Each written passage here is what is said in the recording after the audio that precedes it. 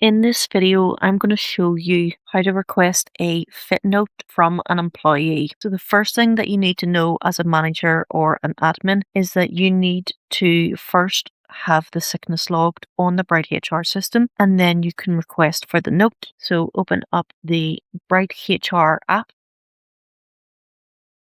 and then what you want to do is tap on the section where it says employees. Find the employee that you are looking to request a fit note from. Tap into their profile. Look for the sickness, tap on it. And what you want to do is scroll down,